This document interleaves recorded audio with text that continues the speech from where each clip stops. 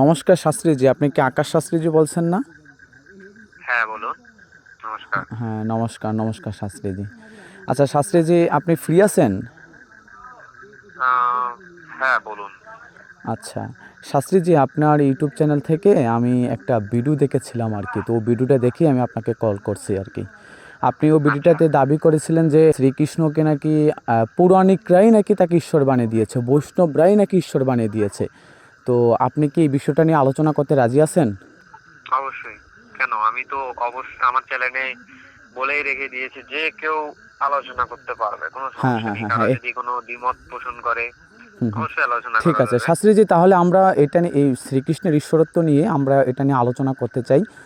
আপনি কবে সময় দিতে পারবেন, কি আসল বিষয় যদি আমাকে একটু বলতেন, তাহলে আমরা ইতিমধ্যে একটা মানে আলোচনার আয়োজন করবো আর কি। হ্যাঁ, হ্যাঁ, অবশ্যই, অবশ্যই। অবশ্যই। আপনি একটা সময় আমি রাতের দিকেই পারবো আরকি। হ্যাঁ, রাতের দিকে কয়টার দিকে আপনি পারবেন বা কবে পারবেন, একটা সময় নির্ধারিত করলে আমরা ইতিমধ্যেই এই আলোচনাটা করবো আচ্ছা, শ্রীকৃষ্ণের। রাত্রেই পারবো। আপনি একটা নির্দিষ্ট সময় দিয়েন, দেখি ওই আচ্ছা সময় তাহলে যদি রাত না হয় আমি তখন। তাহলে রাত 10টার দিকে আমরা আলোচনাটা করি। ঠিক আছে, ঠিক আছে, সমস্যা তাহলে নেই। আপনি হচ্ছেন শ্রীকৃষ্ণের ঈশ্বরত্বের বিপক্ষে আর আমি থাকবো হচ্ছে শ্রীকৃষ্ণের ঈশ্বরত্বের পক্ষে।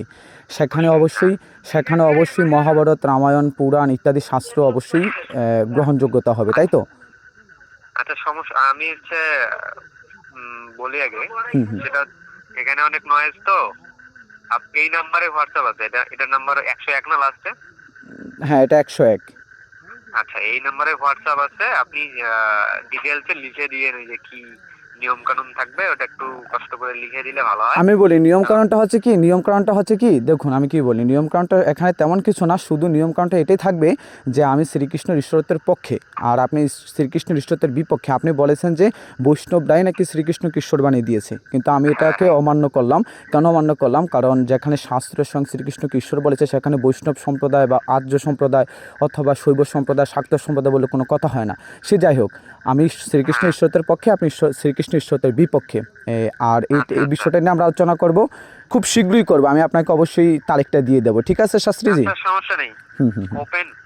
ও আমরা হচ্ছে সর্বদা এটাই চেষ্টা করি যে যে কেউ বুঝতে পারে, এবং সর্বদাই আমরা ওপেন আছি।